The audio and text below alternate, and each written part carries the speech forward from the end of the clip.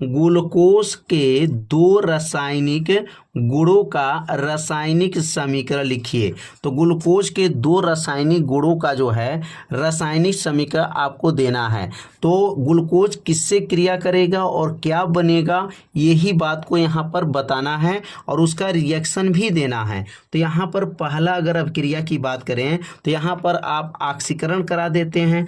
पहला अगर अपक्रिया देखें तो ग्लूकोज का अगर ऑक्सीकरण करा दें तो क्या बनेगा, तो यहाँ पर हेडिंग नोट करेंगे ऑक्सीकरण। किसका ऑक्सीकरण है, तो कहेंगे ग्लूकोज का जो है ऑक्सीकरण होगा। तो ऑक्सीकरण जब होगा ग्लूकोज का तो क्या बनेगा, तो यहाँ लिखेंगे जब ग्लूकोज का, लिख लेंगे यहाँ पर जब ग्लूकोज का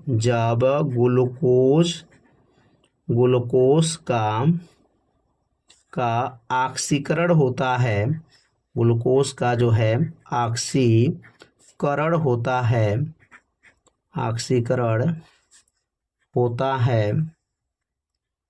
है तो यहाँ पर ध्यान देंगे, अगर ग्लूकोज का जब ऑक्सीकरण कराएंगे तो क्या बनेगा, तो ग्लूकोनिक, क्या लिखेंगे यहाँ पर, ग्लूकोनिक जो है अम्ल बनेगा। यहाँ पर लिख लेंगे ऑक्सीकरण होता है तो ग्लूकोनिक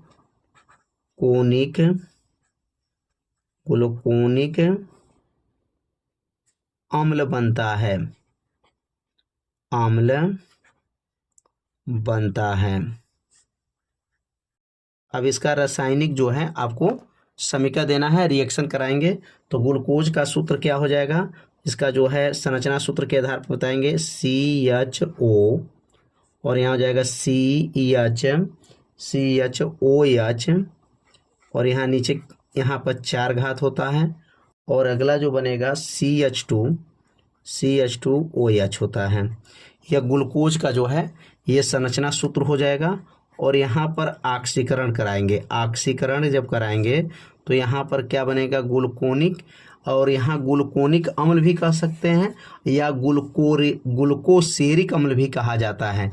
इसको ग्लूकोनिक अम्ल भी कहा जाता है और दूसरा नाम क्या है, ग्लूकोसेरिक अम्ल भी जो है बनेगा। तो अब यहाँ कैसे बनेगा, O जो है इसके पास चला जाएगा तो क्या बनेगा COOH हो गया, कार्बोक्सिलिक अम्ल बन जाएगा इसमें। और इसे सेम उतार देना, कुछ नहीं करना है, CHOH नीचे 4 घात है तो नीचे 4 घात उतार देंगे और ये हो जाएगा CH2OH हो गया।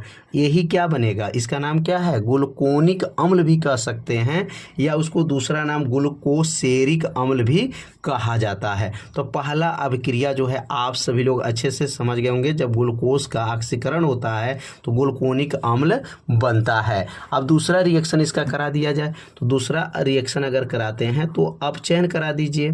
क्या लिखेंगे यहाँ पर, अपचयन।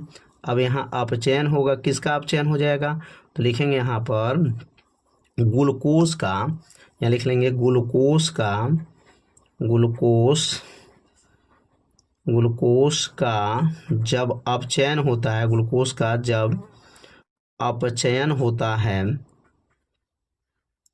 ग्लूकोज का जब अपचयन होता है तो क्या बनेगा, अपचयन होता है तो यहाँ पर देखिए अभी ऑक्सीकरण हुआ है तो क्या बना है, तो ऑक्सीकरण होने पर ग्लूकोनिक अम्ल बना है और यहाँ पर अगर अपचयन करा दें तब क्या बनेगा, सार्बिटाल। क्या कहेंगे यहाँ पर, सार्बिटाल बनता है। क्या बनता है,